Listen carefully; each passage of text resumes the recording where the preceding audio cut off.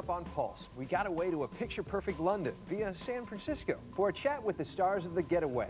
Plus, spring training is just around the corner, and so is MLB Slugfest 2004. We'll take a look. And we'll sit down with the Fat Man for a retrospective on his illustrious career as the industry's music man. That's all coming up right now on Pulse.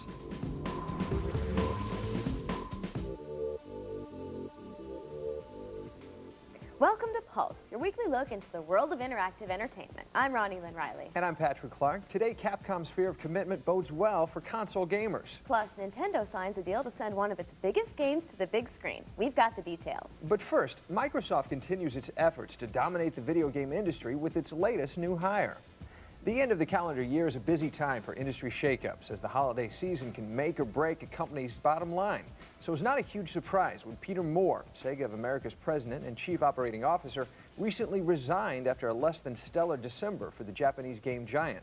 Moore was a staunch supporter of the slow-selling Sega sports brand, and there was speculation that his resignation might have been the alternative to him being let go. But faster than you can say unemployment compensation, Moore already has a new boss, Bill Gates. Microsoft has announced that Moore has accepted the position of corporate vice president of Xbox retail sales and marketing, and will work directly with the Xbox team. Peter Moore may have been able to avoid the lines at the unemployment office, but Acclaim staff may not be so lucky. Last Friday, the company's president resigned, and it's reported that administrative layoffs will follow as part of Acclaim's attempts to cut its annual expenses by $50 million. Poor sales of games like BMX XXX resulted in a $13.9 million loss for the most recent fiscal quarter. While BMX XXX may not have engaged the young male demographic like Acclaim had hoped, Nintendo's Metroid series has always had a broad appeal across the gamer spectrum, and Hollywood production company Zide Perry Entertainment is betting that appeal will translate to big box office. Daily Variety has reported that the production company responsible for such hit films as American Pie has acquired the feature rights to the video game franchise. The potential film is in the early stages of development, and no talent has been attached to the project. No word yet on whether we'll be seeing co-ed foreign exchange students, apple pie, or band camp in the finished product. While Metroid is just the latest in a series of games gone movies, Sony decided to skip the whole conversion process for The Getaway. The game has been described as an interactive film, and anyone who's played it would probably agree. We went to the Metreon in San Francisco for a detailed explanation.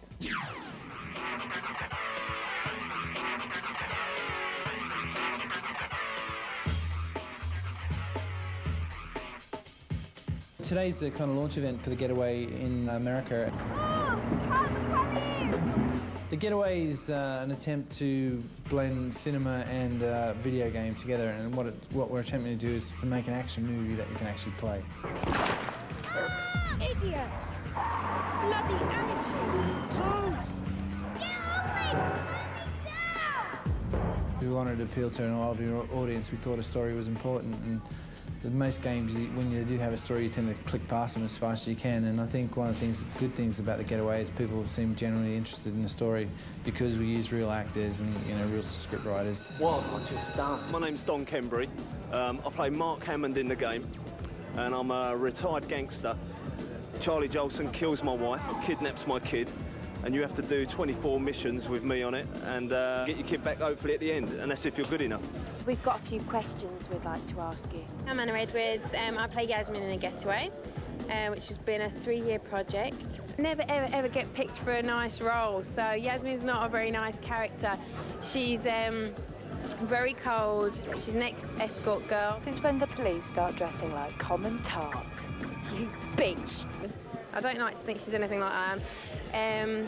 But basically, her character is the main hit woman assassin. She works for Charlie Jolson, one of the other main characters. Charlie's a 65, 70-year-old gangster, runs London, has done for 20 years.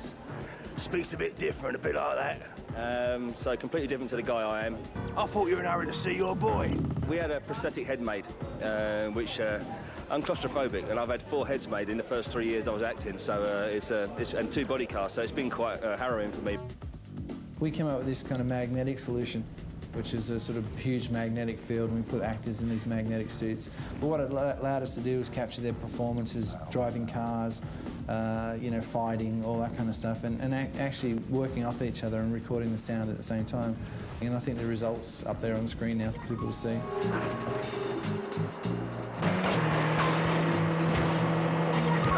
the Getaway probably is the biggest game environment ever made. We ended up building 21 square miles, so in the traffic it can take 5 hours to drive around, just to drive around without sort of playing the game. There's 300,000 pictures used for the front of the buildings. There's 12 hours of videotape used for the road markings. It's, you know, sort of anally retentive, but it's, you know, it's huge. All the cars in the game are real cars. There's no sort of phony, you know, Lamborghinis or something. So we have all the major European brands: Renault, Peugeot, Citroën, Saab, Alfa Romeo, all the European brands that you can think of. And they all have complete damage models, so you can shoot the wheels out, you can shoot the tyres as people are driving along and they'll veer off the road. So it's a pretty comprehensive driving model.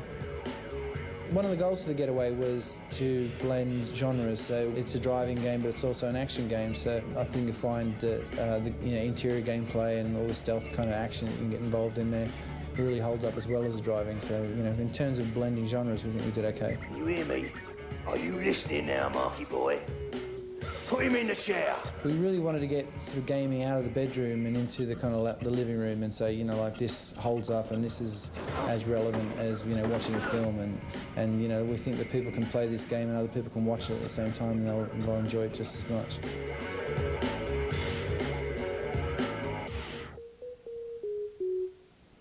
You know, Ryan and Lynn, this game, if you've been to London, you'll be able to find your way around in this game. I know, and I've also heard that it's so realistic that if you're playing the game and somebody walks into the room, they'll think you're watching a movie if they don't see the controller in your hand. Yeah, that's because there's no HUD, so you'll have to go buy an atlas or something. All right, the Getaway may be the next big PS2 thing from across the pond, but it owes a lot to a little game set in South Florida. But as strong as the sales of Vice City have been, it may be starting to crack. Look closely at this week's EB Games Top 10, because something seems simply wrong. You won't find Casper in the military squad-based Tom Clancy's Ghost Recon, which comes in at number 10. At number 9 is the fighting series that defies its own mortality, Mortal Kombat: Deadly Alliance. The regular season may be over, but Madden NFL 2003 continues to hold strong as it checks in at number 8. What would a top 10 list be without an extreme game? It's this week's number 7, the legendary fighter Dynasty Warriors 3 Extreme. You won't find gridlock, traffic cops, or even streets in this game. It's ATV Off-Road Fury 2, and it claims the number 6 spot. Going from the popular animated TV series to the most popular video game console, it's Dragon Ball Z Budokai at number 5. At number 4 is the building-bashing, creature-crushing 50s film flashback action of War of the Monsters. Pastel suits, gold chains, no socks, and cement shoes. It's Grand Theft Auto Vice City, and it checks in at number 3. Charlie Sheen never said it would be like this. The covert action of SOCOM, U.S. Navy SEALs, falls in formation at number 2. Continuing its quest for total world domination, the alternate reality of The Sims conquers its first console as the number 1 game of the week. There's much more to come in this edition of Pulse. After the break, there may be no crying in baseball, but there's plenty of laughing if you play MLB Slugfest 2004. Plus, we'll drop in on the fantasy world of Vexx for a look at this unique action platformer. All that and more, only on Pulse.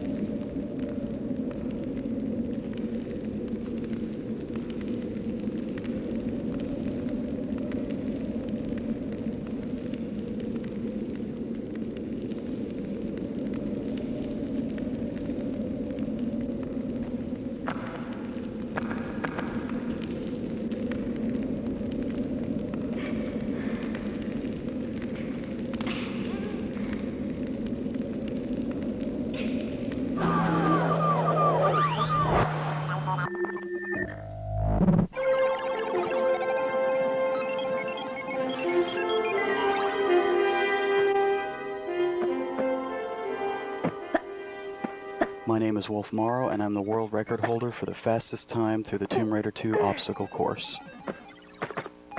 My family's been deeply involved in gaming since the late 70s. I started entering video game contests back when it was considered a geek's passion. My father and brother are avid gamers as well. They're both currently working on the fastest possible completion of The Legend of Zelda. Eventually we ran out of ideas and couldn't get a time faster than 105.7. I was convinced I could do better. Using an approach similar to the late Bruce Lee's philosophy, I took only the most effective parts of each method or style I could find through extensive research on the internet. I then made a solution set of these techniques and started applying them to the game. It took me 6 hours of constant attempts before I could finally nail 103.9 on videotape. I never gave up until I got the record without any cheats. Gosh, that was my best time yet.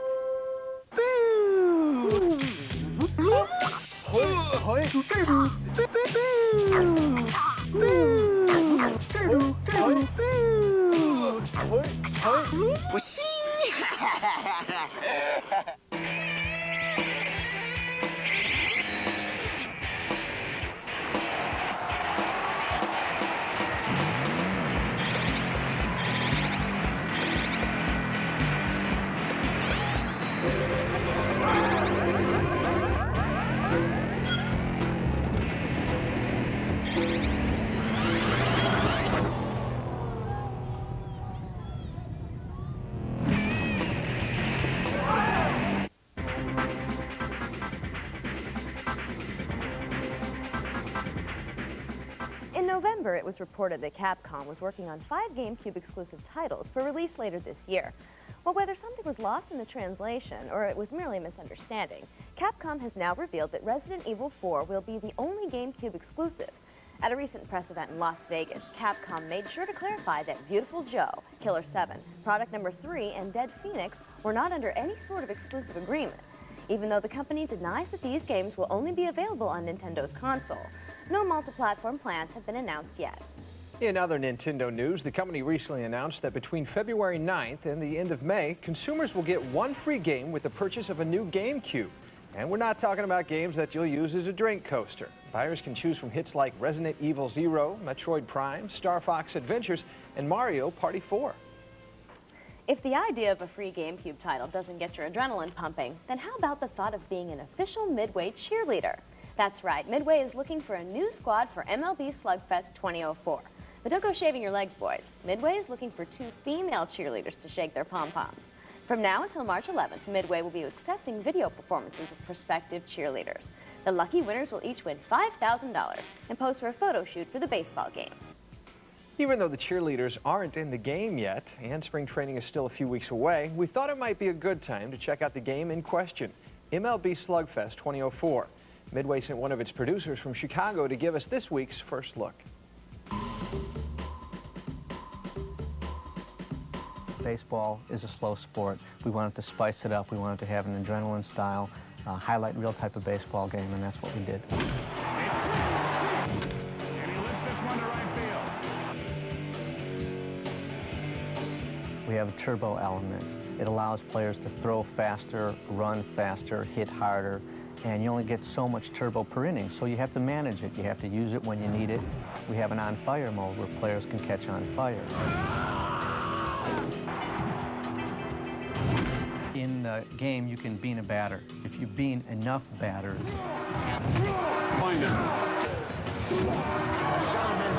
batter can catch on fire. They're going to rush the mound.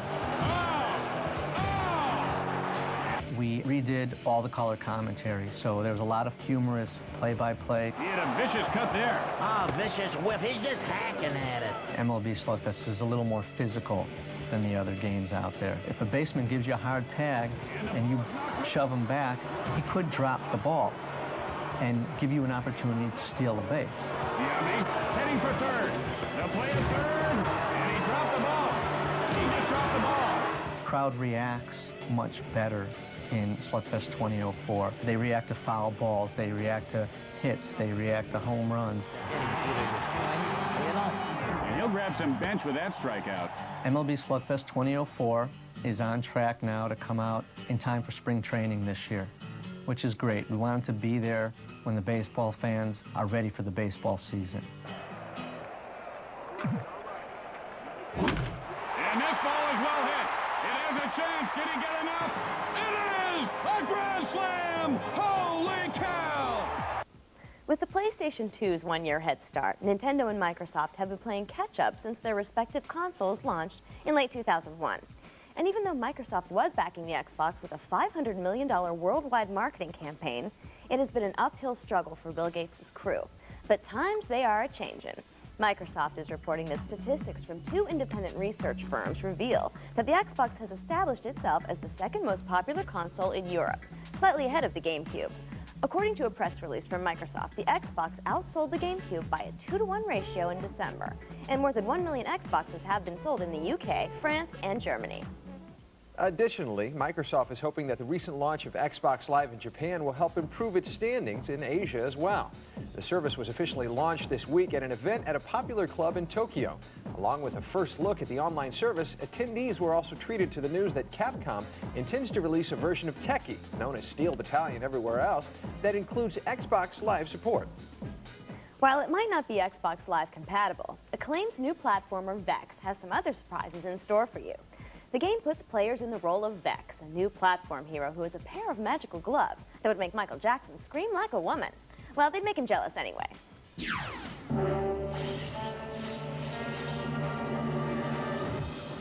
We're here to show off Vexx, which is a 3D action platformer coming out in February for all 3 platforms. It's the story of the shattered world of Astara and the people that used to live there that have been enslaved by the Dark Yabu. The main character's name is Vexx, and he and his grandfather revolt from the Dark Yabu, and as punishment, the Dark Yabu kills Vexx's grandfather, Vargas.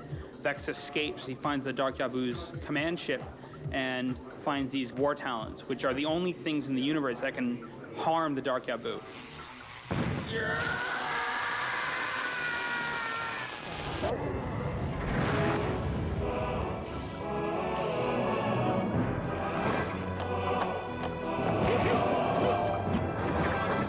Vexx has a lot of different attacks. He has a triple slash, he has an uppercut, he has, flare kicks. If he's up in the air, he can shoot down on the ground. He can link all these moves together to juggle enemies up in the air. There's also various power-ups in the game. There's this glider suit where basically these leather wings come out from the back of you and you're able to glide around the world. There's this lava rock suit where you become invincible and really, really heavy, running around like a juggernaut. There are 9 worlds.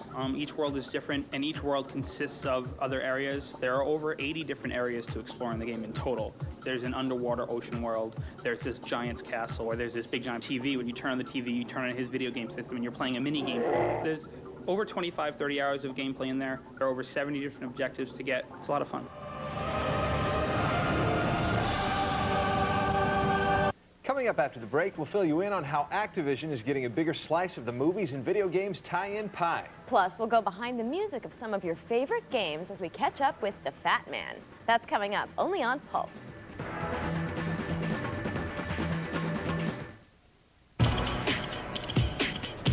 Hey everybody, I'm Carmen Electra, and you're watching G4. Ever wondered what it's really like to be a soldier? What do you got? I have a sit rep from Alpha Company. BP, ready to be verified. Verify. Put yourself in the picture with this free video. You'll see over 200 great jobs in the Army and over 180 in the Army Reserve. You'll also see what skills you learn, how you can earn money for college, even what soldiers do in their free time. Call 1-800-984-ARMY now and get this free t-shirt and your free video. Put yourself in the picture and see what it's really like to become an Army of One.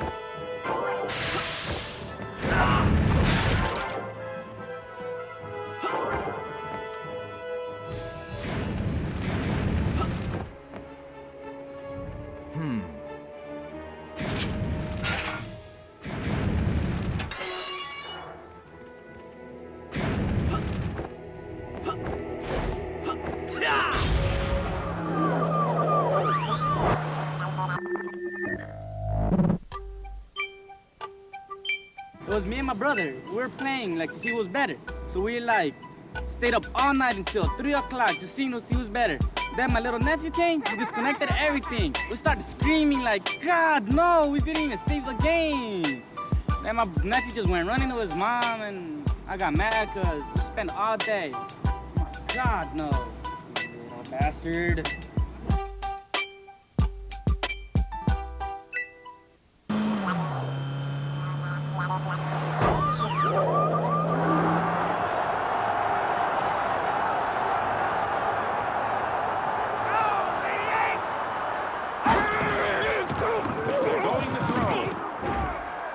Complete.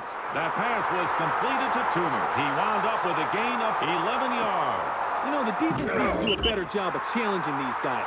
They look scared out there.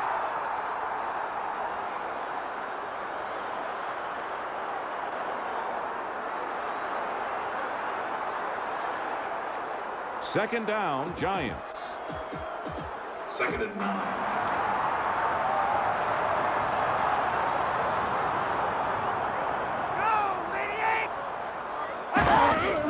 The quarterback drops back to pass.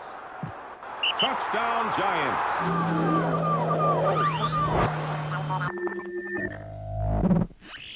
Judgment Day. Ready? Fight. We've got a bunch of great games to review today. There's room for 2D scrollers. I think you're totally off when you say that. If you do them with nice graphics. You can't really deny this is a great playing game. No, I'm denying it. It's not a great Yes, it is. It's like, This is one of the best platform games ever made. I'd rather eat rocks than play this game. Next.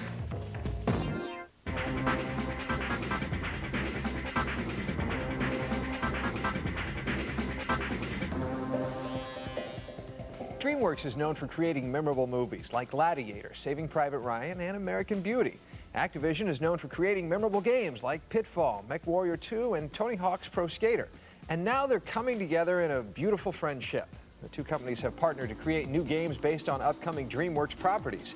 Activision, which has already published a game based on DreamWorks' Minority Report, will be working on game versions of the upcoming Madagascar, Over the Hedge, and the animated Shark Slayer. Can a Spielberg-directed Tony Hawk biopic be far behind? The Activision deal comes on the heels of some interesting financial news reported by CNNMoney.com. The website recently stated that Grand Theft Auto Vice City has sold 4.4 million copies since its release date last October, which works out to roughly $220 million, a number which has raised more than a few eyebrows in Hollywood. Not only is that more than double the total of Vice City's predecessor, Grand Theft Auto 3, but the $220 million also surpasses box office numbers of several extremely successful films, including Goldmember, Back to the Future, and Toy Story. In fact, only 34 films in history have surpassed the $220 million that Vice City has pulled in. Halo may not have sold as many copies as Vice City, but it's definitely ahead in the merchandising game. Microsoft has signed an agreement with Racing Champions Ertl to produce exclusive collectible action figures based on the popular Xbox game. You can check out the prototype for the Cortana figure at Bungie.net. Fans of Halo know that a great soundtrack can truly elevate a video game, and today's cinematic scores would be nowhere without the Fat Man. Known for his signature cowboy hat and wardrobe worthy of Graceland, the Fat Man sat down and gave us a peek into his history as a musical madman. The Fat Man, George Sanger, was a promising physics engineering major in a small liberal arts college in California. There was the potential for him to do something really great in the scientific world, but he got distracted by a couple of things. Number one is that the band was doing very well, you know, and the promise of being a rock star seemed very nice. And then the other thing that distracted this guy, George, was the video games. I decided nonetheless, I'd dedicate myself to my band because that seemed like the thing to do, and my grades kind of fell off a little bit in the physics area. And I got myself a music major. After college ended, the band broke up. And there I was, promising smart guy, should have had a career, and I got nothing but this strange admiration of games, which seemed like rock and roll used to be. By a stroke of luck, a friend of my brother was in the Intellivision company, and I offered to empty his wastebaskets for free if he'd let me into the game business somehow. And he said, well, you're a musician, aren't you? And I'm like, oh, yeah, well, you know, I'm not really a musician. He said, well, write a tune for this game, and I did. And I started to rise to the top of that profession.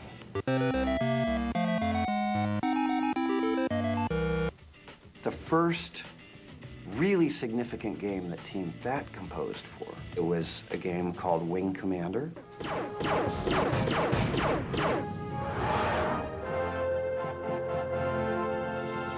The producer, Chris Roberts, said, can you do something that's sort of like Star Wars and sort of like Star Trek the movie? And funnily enough, a member of my team had a tune like this bouncing around in his head. So we were the first ones in to attempt to do that cinematic stuff. And by God, it completely turned the audio for games business on its ear. It was unquestionably not just a breakthrough game for having introduced this idea of cinematics in a way that no one had experienced before. It also introduced the idea of orchestral soundtracks in a way that no one had approached before. That's the stuff that really set the tone for the idea that we were going to have these real scores, these real arrangements, and this real lush feeling behind a game. And now we're seeing especially that using a full-on orchestra as opposed to MIDI, it's more the standard. People aren't afraid to do it anymore. They're putting in the time and effort and money to do it because games have become a production on par with movies. The Fat Man started all out. I mean, he was the one who started us in this industry. So you just gotta tip your hat. You can get a more in-depth look at the Fat Man and what goes into creating the perfect soundtrack by tuning into a special Music Makers episode of Icons, which premieres on Sunday, February 2nd at 7 p.m. In game announcements, Konami has announced that Todd McFarlane's creations will come to life on the PlayStation 2 in McFarlane's Monsters. The action-fighting title will allow gamers to play as the Spawn creators' wildest creatures as they hunt down more traditional beasts like Dracula and Frankenstein.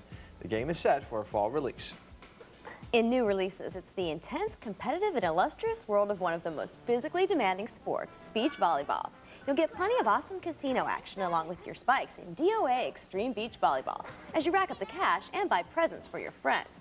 Oh, and apparently the game features the scantily clad women of the DOA fighting series. Who knew? Out on the 27th for the GameCube is the over-the-top arcade boxing action of Black and Bruised. You'll have the chance to show your mastery of the sweet science, or at least your ability to pummel your opponent into a bloody pulp with 18 unique pugilists. Coming on the 28th is Devil May Cry 2 for the PlayStation 2. Once again, you'll take on the role of Dante, the half-human, half-demon devil hunter, whose sole purpose is to create peace on Earth and bring goodwill to all its creatures by eviscerating your enemies naturally. That's all for today's edition of the show. If you've got something to say about today's stories, be sure to head to our website at g4tv.com/pulse and send us an email or join our message boards. As we head out, we thought we'd bring you a clip of Microsoft's newest trainee, Peter Moore. At the Churchill Club meeting late last year, Moore was there to take part in the discussion of the steadily growing impact video games are having on the movie industry. If you play the tape backwards, you can hear him say, "Bill, look for my resume. It's the one on the Sega letterhead." For Patrick Clark, I'm Ronnie Lynn Riley. We'll see you next week on Pulse.